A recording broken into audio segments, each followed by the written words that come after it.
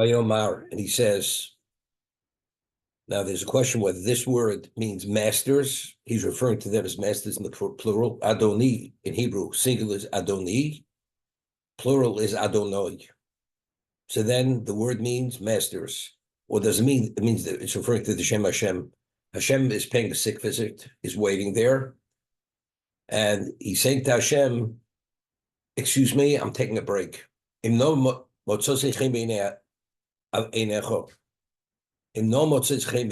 I find special favor in your eyes, I'll no savor me'alavdecho. Do not leave the presence of your servant. Is he speaking to the wayfarers? And he's referring to them as masters?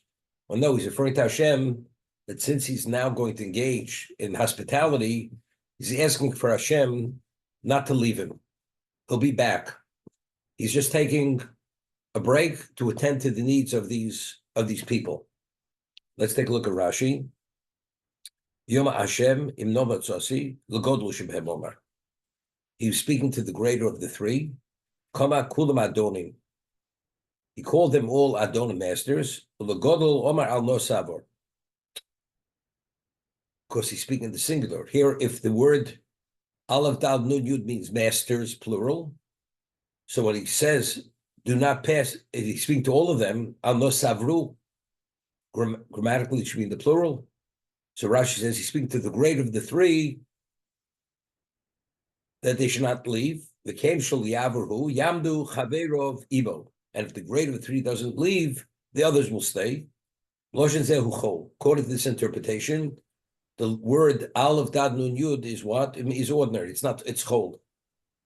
Dover Acher, another interpretation, it's a question in the Gemara. Kodeshu, it's a holy name.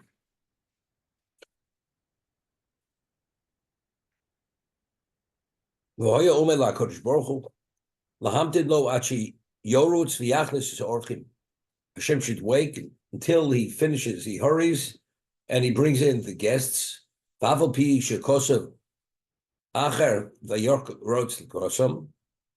Although it says he ran towards them,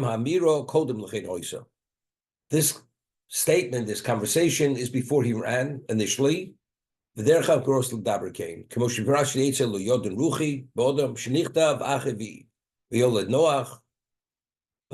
Okay.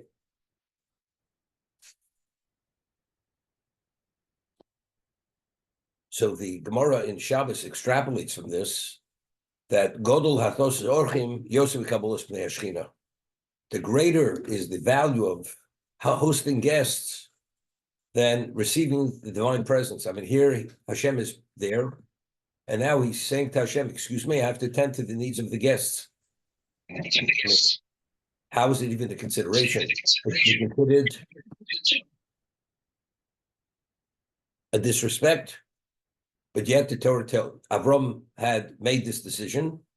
So from here, we're able to learn that the value of hosting guests is greater than Kabbalas Pnei Shechina. And Hashem's okay with it. It's an overriding factor. Now, how do we understand it? But the Gemara, the Gemara Shabbos says this is the takeaway from this incident, that Avram left the presence of Hashem to attend to the needs of these wayfarers, whether they were princes, as we said, or whether they were just stragglers, whatever they were. So I explained in the past that a person is attending to the needs of a customer in a company, and the owner of the company calls him, says, could you please come right now? He says, I can't come right now. The employee is an underling, and he tells the owner of the company he can't come. Why can't I come? Because I'm busy. He says, what do you mean busy? When I call you, you have to come? He says, you don't realize I'm dealing with our best client. And when I finish dealing with him, I'll come. He says, oh, if you deal with the best client, and it's going to bring so much value to the company, of course, attend to the needs of the client. And when you finish, come see me. What has Avram engaged in? What was, as we discussed, what was the value of his hospitality? His hospitality was only a vehicle to bring people from paganism to monotheism. That was the whole objective, nothing other than that. So Avram is waiting on clients the clients of Hashem, to bring them back. As a result of that, that if you're engaged in hospitality, the way I'm learning, with an objective to somehow influence them positively, then that has greater value than Kabbalah's Shechina. So it comes out, according to this, if a person is not hosting with that intention whatsoever, a person needs a square meal, and you're attending to their physical needs, you only discuss what they're about, and the person doesn't even know what you represent. It's purely you're a good human being offering them. Even that has greater value than Kabbalah's Shechina. How do we understand that? The answer is, since Chesed, Olam Chesed Yiboneh, that the objective for creation was Chesed. Hashem wants to do Chesed, and the ultimate Chesed is that man should be worthy of having a relation with HaKadosh Baruch Hu. Therefore, since that is the objective of creation, to do Chesed, so by you offering your Chesed to these people, although it's without an objective, you're actually reflecting God's characteristic of doing Chesed. That itself, in its own right, has that value. This is Gdolach, because Olam Chesed Yiboneh. The Gemara tells us that Achov was an evil king. He killed the prophets. Only the ones that were in the way he didn't kill. He hunted Eliyahu for 22 years to kill Eliyahu Novi. And the angel, what happened? He was the one, then he represented in the Baal, the prophets of the Baal, which was idolatry. And the smoke from the altar that they would bring sacrifice to the Baal for idolatry would intermingle with the smoke from the Beis Hamikdash, from Mishkan Shiloh. It would mix, not from the Beis Hamikdash. Could you imagine? The smoke is billowing up from the korbanos, and simultaneously, it's mixing the smoke in the sky with the smoke of the idolatry. The Malachim say to HaKadosh Baruch Hu, we've got to take this guy out. It's a disgrace. I mean, here that the idolatry, you want to do it in a corner is one thing, but it should intermingle with the smoke of the korbanos. This is something not tolerable. So HaKadosh Baruch Hu says, leave him. Why? Because the chesed of Achov, there was no person who ever was in need of any material sustenance, food, bread, anything. His kitchen, his commissary was going 24 hours a day. And he had endless entrances to his palace, offering food to anybody who was needing food. So Hashem said, because he does such level of chesed, leave him be. That was the basis why HaKadosh Baruch Hu says to the Malachim, leave him be. Despite the fact he's disgracing me, but because he's engaged in such an extensive level of chesed, that's sufficient that he should be protected. So we see their chesed is just chesed. That chesed didn't have any objective of what? Of bringing people to any level of belief. It's purely attending to their physical needs to provide what they need food-wise, nothing more than that.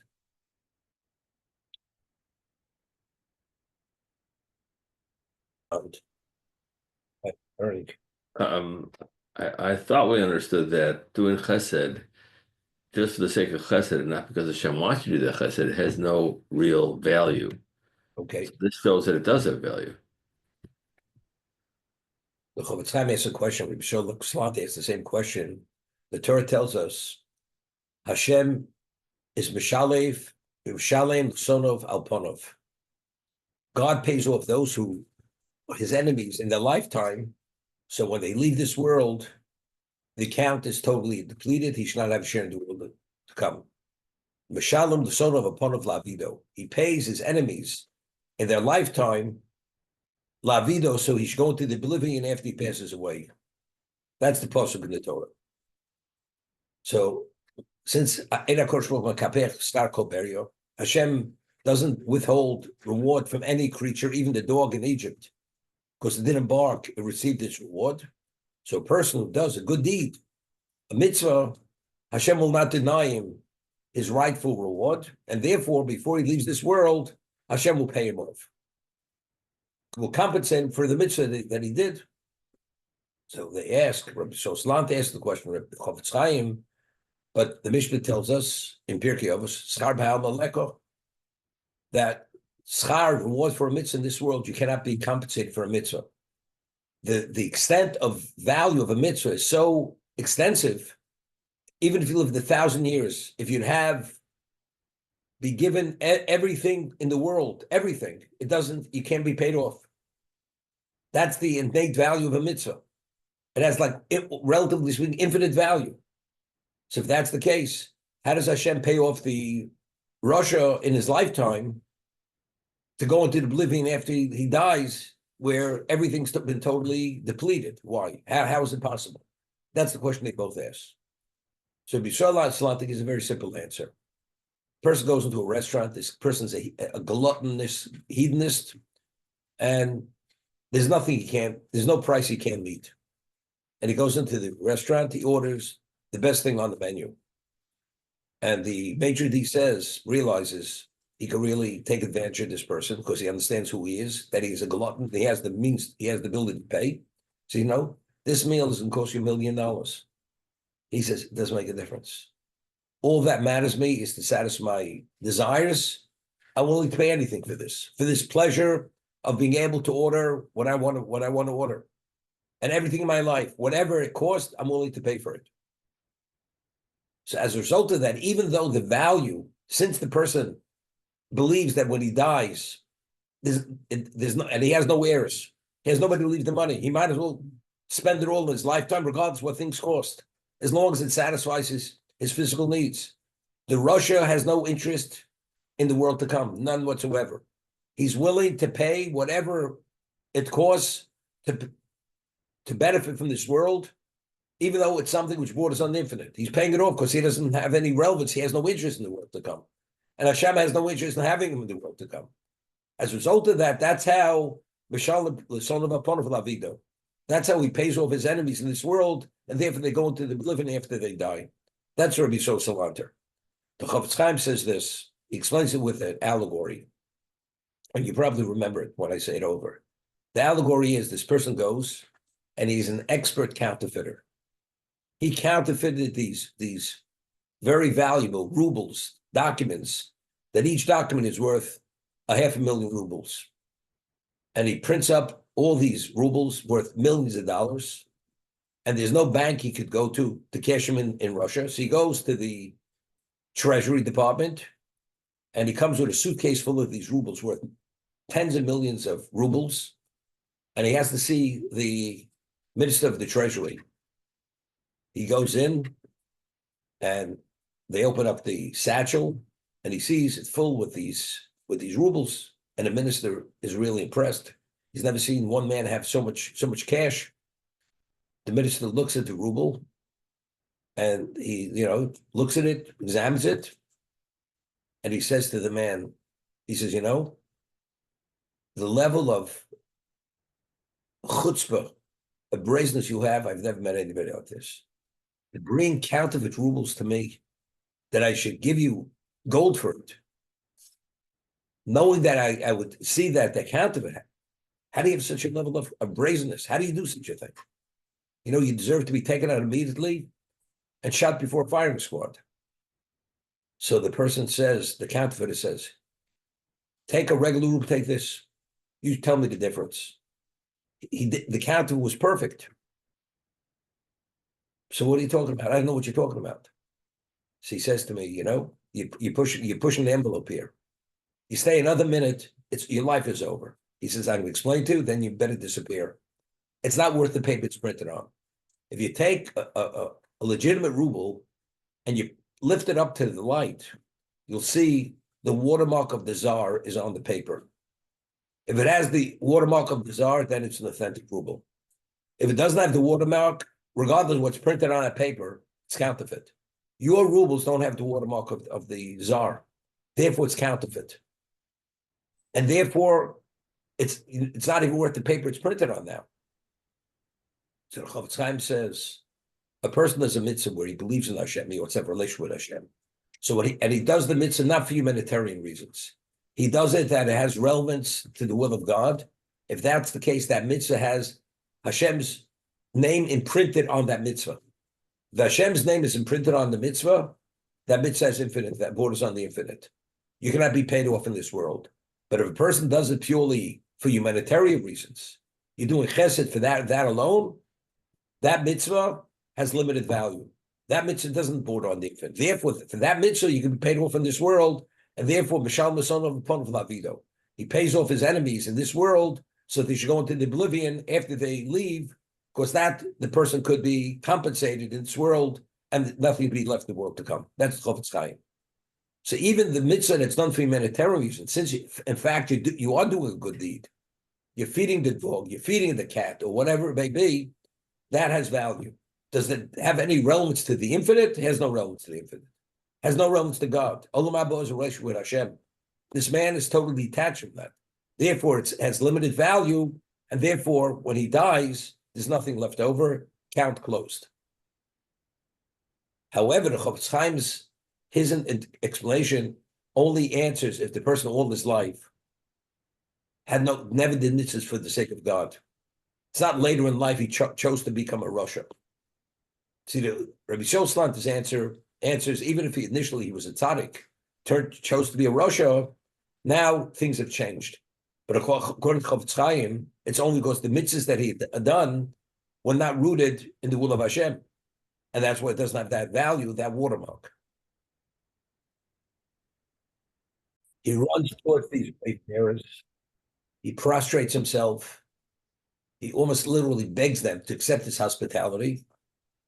And he refers to them. If we say that Aleph Dalet Nun Yud is not referring to Hashem, he says, masters, do not pass before your servant.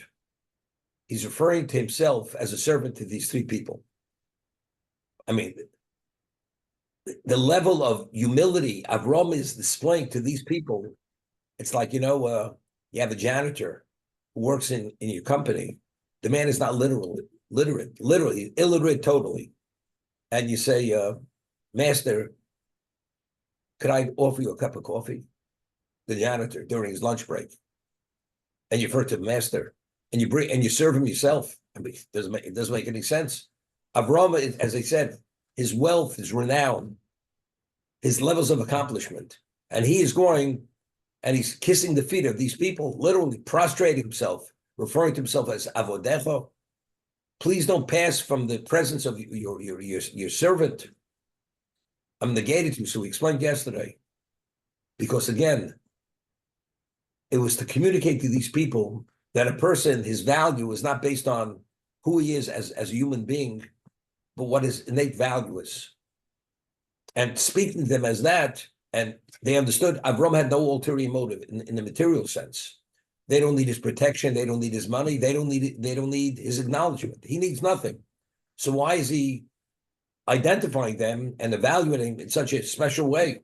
Evidently, there must be something, he must see something special in them. And as a result of that, that's why he's offering his hospitality. So if that's the case, they have no reason not to be fully open to listen and want to embrace what he has to offer.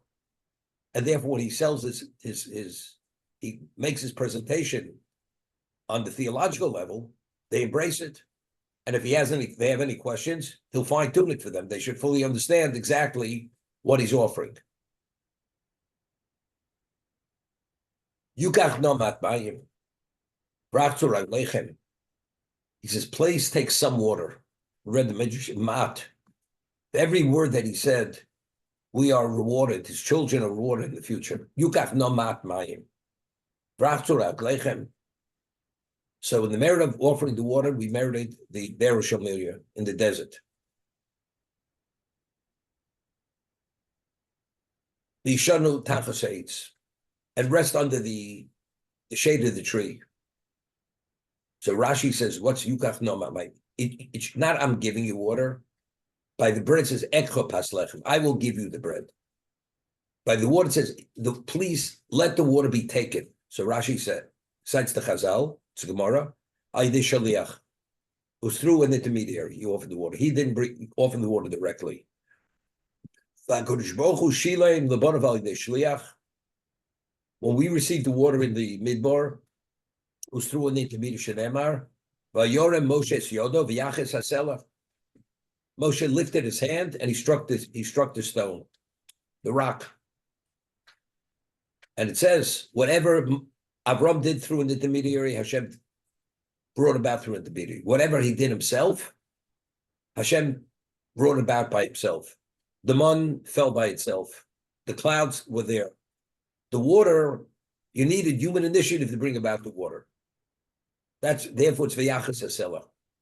Now the question is, as we asked, the bread he offered himself. The shade, police escorted him to the tree, lie under the shade of my tree. Why did he offer the water himself? If the whole idea is attending to every need of the person to give him that sense of value, why the water? For that reason, he kept his distance. They should have through an agent, through an intermediary. Why?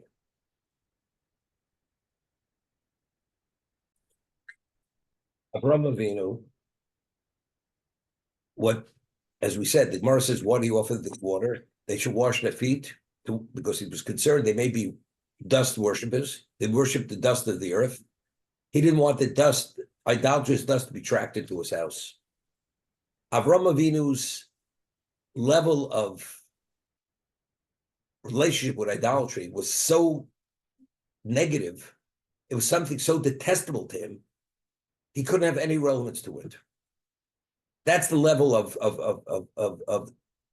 negativity he had towards it. It's like a person comes into the house, he's reeking because he hasn't bathed in 6 months. You say, there's a shower out back.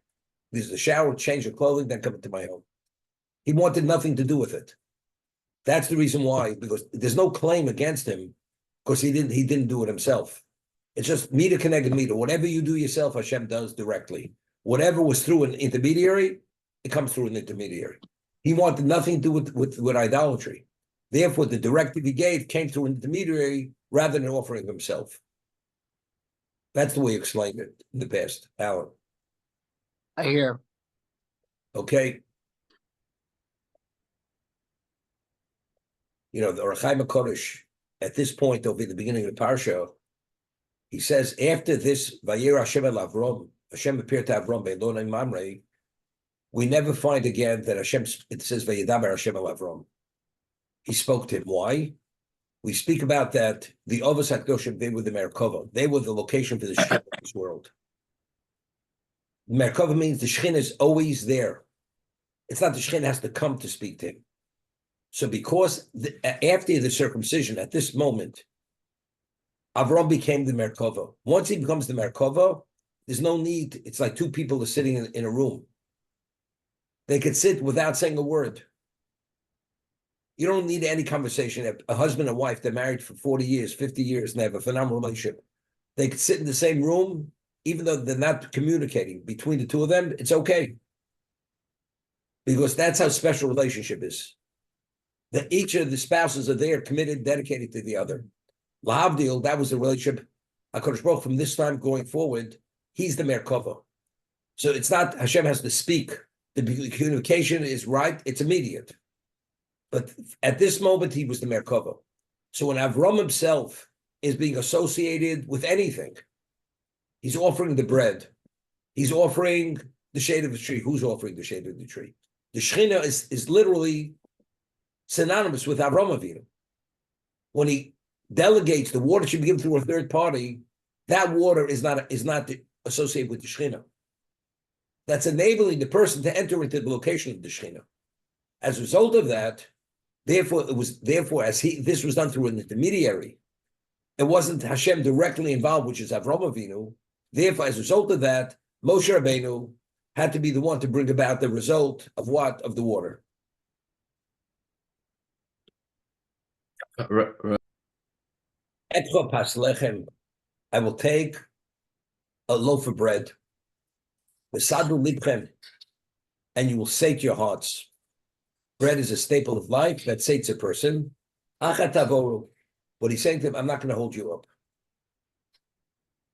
I mean, he's sensitive to them. I'm not going to hold you up. But ultimately, as I said, what he offered them, what he served them was the equivalent of Suda Shlomo B'Shato. The equivalent of Shlomo at the height of his power, when he would serve at his royal table every day. That's what he offered the Malachim, these guests. But initially he said, of course, again, he's sensitive. To say that immediately they'll say, something. If it's up to us to stay or not to stay is one thing. I'm offering you a loaf of bread, take moments. I'm not infringing on your time schedule. That's why you entered into my presence. Again, avdechem. The Yomru, and they said to him, Kain Tasek Dibarto. Definitely you should do as you spoke. Meaning we're agreeable, we accept your offer of hospitality.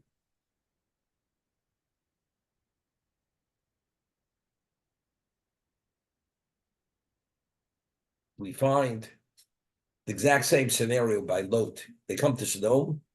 Immediately, he wants to host him. He wants to invite him to his house. What do? They turn him down. They say to him, "We'll sleep in the street. We don't want to accept your hospitality." And then it says he urges them, and after urging them, they accept his hospitality. So the Gemara asks, Avram Avinu, the moment he offered his hospitality, they accepted. There was no hesitation. With Lot, he had to urge them. Only after urging, they did. Why? And there's a halacha we learn from this. If a person's offered to be a shlich tzibur, or offered anything positive, an honor, would you like to go to the Amud? The person says, I prefer not to. The person's qualified, capable to go to the Amud. And he initially should turn it down. And then you ask him a second time, but I think he should like act in a way that he's about to go. Then he says, why don't you try to get someone else? If he's asked the third time, not going is a disrespect. Cited Shulchan Aruch, this halacha. But what about if it's a tirchut tzibura? If you don't go immediately, they're looking for somebody and there's nobody else. Or let's say the Rav asks you to go. If a person of special stature asks you, not agreeing to do what he asks you initially, it's a disrespect. It's disrespectful. You do not deny a great person a request. You attend to his request immediately. Avram Avinu, because he offers his hospitality, they accept it immediately.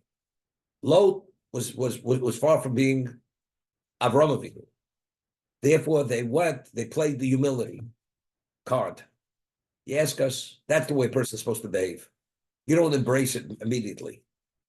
That you're eager to accept. Because that means and because he speaks also, he's valuing them. Once you accept it, he prostrates, he begs, all this. I'm not quite who you think I am. But if you urge me already, okay, then I accept. That's the Gemara.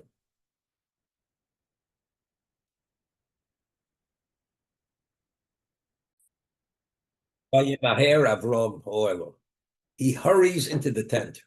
Now that he has the green light, time is of the essence. He's hurrying. Why is he hurrying? He's 99 years old. They already agreed to accept his hospitality, and he's hurrying. And what happens? He hurries into the tent. El Sora. Sora is 89 years old. Not as infirm as he is, but she's no youngster. Maharig.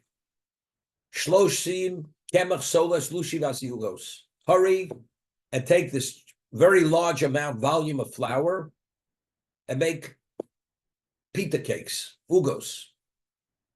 Hurry, meaning times of the essence. We have to do this immediately. All this hurrying. What's this hurrying? What do we hurry to? If something has great value, we find also when Eliezer went to find a wife for Yitzchok, and he said the girl who he had prayed, the girl who comes out, the maiden, and I make a request for water, and she brings the water. So what does it say by Rivka? But to my hair. Everything she was hurried. The moment Eliezer made his request, it was as quickly as she could to bring the water, to satisfy his thirst. And the camels.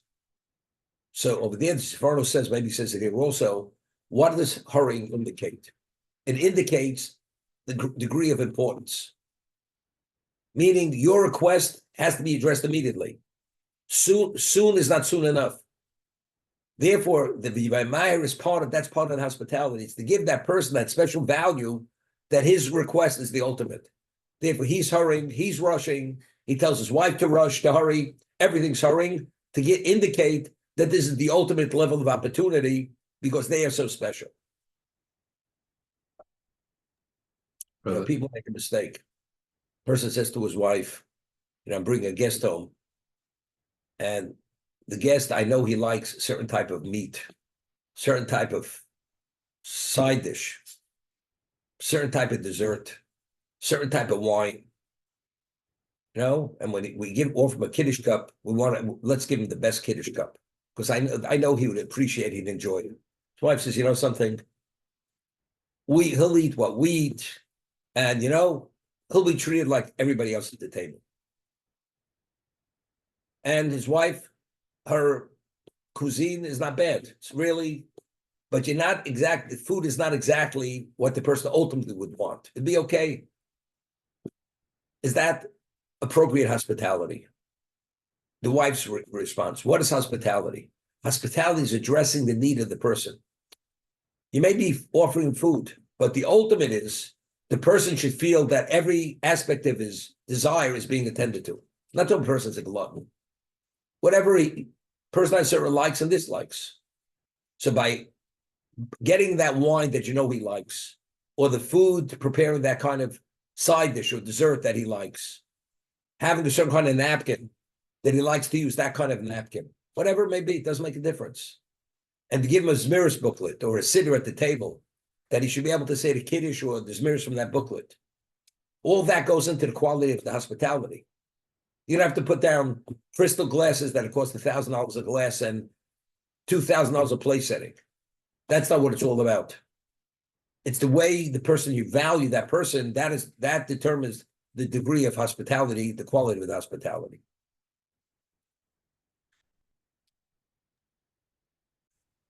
Avram's whole life he did Chesed. And here the Torah takes this Chesed here, puts it under the microscope. Every nuance of Chesed has eternal ramifications. How he said it, what he said. He said, mat, no, every word. And this projects into the future how Klausos can be treated till the end of eternity. What about all the Chesed he did until now? What is put that Chesed under the microscope? Okay? So we gave an answer from the Chofetz Chaim. We gave a number of answers. Firstly, this Chesed he's doing here, he always did the Chesed in this manner. Always. So if that's the case, why are we making such a big deal over this Chesed versus all the other prior Chesed? So the Chofetz Chaim explains says something interesting. He says, who are these guests? He thought they were mortals. He didn't realize they were angels. But in essence, they were angels. And we explained that according to one position in the Medrash, were they just the shell? They appeared to be a human being? Or HaKadosh Baruch Hu brought them that they had internal organs, and because they came as human beings, they had those physical needs. And he sated them. They had to be fed, and they had to be treated a certain way. So Avram should be a greater beneficiary of the act of hospitality. So the Chofetz Chaim writes that if you have two people, an exceptional person, very special person, an ordinary person, and you host both of them identically the same way. So in terms of being beneficiaries, both of them are identical beneficiaries. But in terms of who are you hosting? You're hosting that very special person, and you're hosting that ordinary person. Because of the person who you're accommodating is more special, your act of hospitality to that special person has innate greater value. I'll give you an example. You have two Talmidei Chachamim come to your house. You have Moshe Feinstein, and you have Rav, not Rabbi, Rav, not Reverend, Rav, but they're not comparable. And you have Moshe Feinstein sitting on your seat, treating him like he's the host of the house. He's not a household. And you have another person coming, whose innate value of the Chesed, Which chesed has greater value in Hashem's eyes? You accommodate Hashem's most special person. Because of that, the dimension of the chesed is a different level of hospitality, rather than, relatively speaking, the ordinary person relative to our Moshe Feinstein is. Why did Avram merit that his guests should be the ultimate guests? Angels. Who merit such guests? The answer is because of all the chesed Avram had done in his lifetime. It accrued that now he's worthy that Hashem sends him the ultimate guest. So he should be the beneficiary of the ultimate level of what? Of reward for doing that ultimate chesed. That's how the Chofetz Chaim explains it. That's why the Torah is focusing on this particular chesed versus all the chesed. He always did this chesed. But the people, relatively speaking, were not comparable to the people he's hosting at this moment. That's the Chofetz Chaim. What we said originally, here Avram was infirm. He's 99. It's the third day of his circumcision, the most difficult day of recovery. Hashem takes the son out of the sheath, and Avram is mitztayer. He's pained that Orchim are not coming. He's pained. Before that, people came without a stop. That kind of hospitality. Who doesn't want to be accommodated at that level? But now nobody's coming, and Avram's pained that nobody's coming. So we explained, what is he pained over? He's experiencing a level of pain because of the Chil Hashem. So the hospitality here is a result of the pain that he's experiencing because Chil Hashem. That's why this hospitality took on that special value. That's how we explained it.